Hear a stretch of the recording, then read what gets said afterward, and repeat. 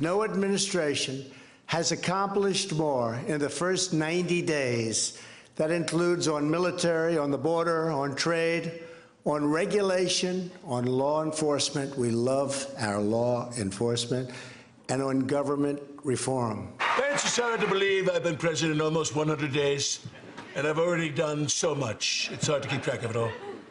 Read to me again from the list of my accomplishments. Of course, sir. Nominated Neil Gorsuch. God, I love that list.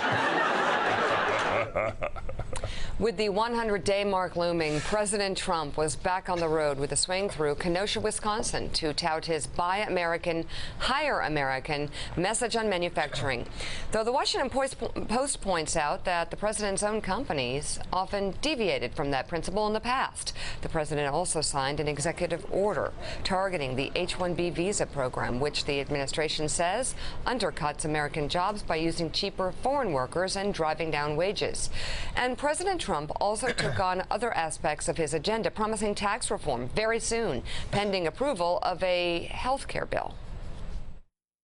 We're also working with Congress on tax reform and simplification, and we're on time if we get that health care approval. So press every one of you congressmen, press everybody, because we want to get that approval. And it just makes the tax reform easier, and it makes it better, and it's going to make it steeper. It's going to be bigger, and that's what we want to do. So we're in very good shape on tax reform.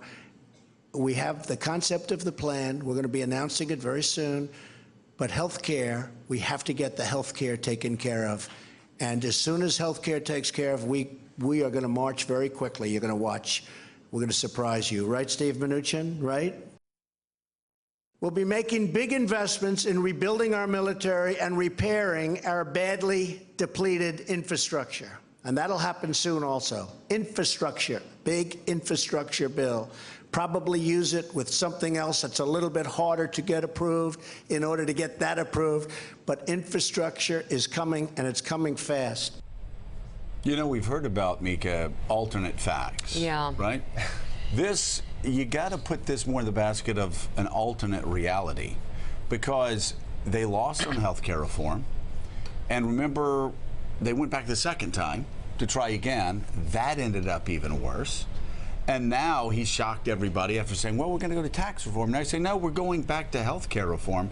There is no evidence on the Hill that he will ever pass that. Steve Mnuchin, his Treasury Director, yesterday said, no, we're not going to be able to get this tax reform stuff done before August.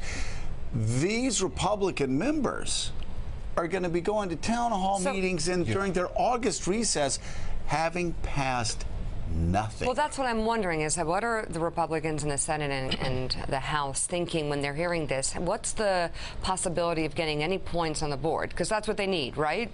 Yeah, but no. How, where, when? But how? How, where, when? How, exactly. And if you do pass it through the House, chances are very good, if you do it only with the Republicans, you've just passed a bill through the House, that you will not get close to passing through the Senate. You know, the last legislation didn't make it anywhere near the Senate. There's no way something that could get through the House right now, if it's anything like the first bill, there's just no way it could get through the Senate. Senators are not going to slash Medicaid. No, they're not. They're not going to slash that part of the program, Walter. The one thing that could get passed would be a very interesting infrastructure bill. That would be good for the country, get people back to work. Like could be bipartisan. And then what he said just yesterday was, if I'm going to do it, that would be too easy, so I'm going to put something that's harder and attach it to it. That seems like a phenomenal mistake. You might as well just go for infrastructure and not say, let's try to attach part of health care to it so it'll be unpassable. Meanwhile, they've got to keep the government running at the end of this month. They're eventually, at some point, they're going to have to raise the debt ceiling. I mean, there's stuff that has to get done. And they haven't figured out how to get anything. If you pivot to infrastructure, you could do it with some Democratic support.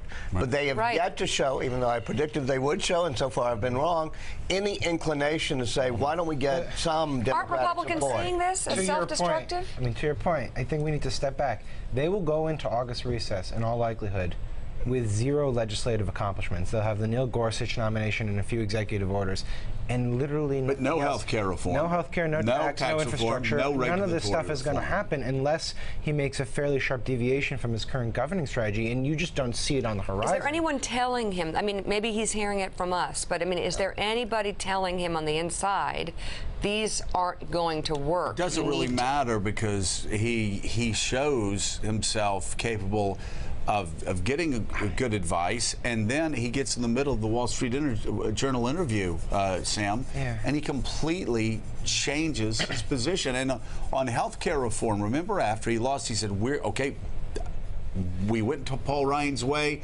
now we're going to go my way. We're going to do tax reform.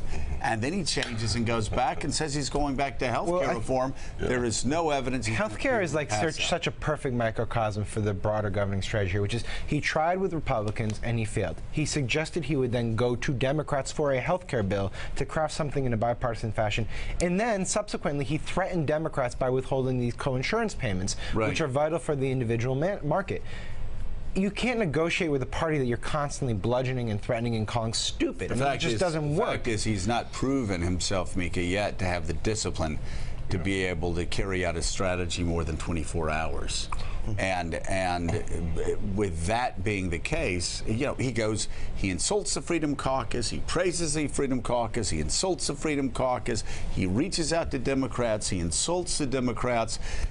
And everybody's looking at him, and his biggest problem now is you go to the Republican town hall meetings across America, and they're saying, what's going on? Wait a second. What's going on here? Wait a second. Yeah. And we all know the president is getting some good advice. He's also getting some really bad advice, and he just yo-yos between the two. Can you guys remember any time in recent American history where a senator from the party that the president, that holds the White House, other than, of course, Bill Clinton in the middle of impeachment, but I don't think they did that, said the president has character flaws, the president needs to stop vacationing so much.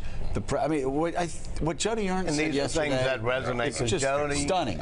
Senator Ernst knows what resonates in Iowa. She's also sticking to her brand. Exactly. She's sticking to her brand. In my decades covering Washington, no. Yeah, exactly. Wow. I've been here for decades. All right. Exactly.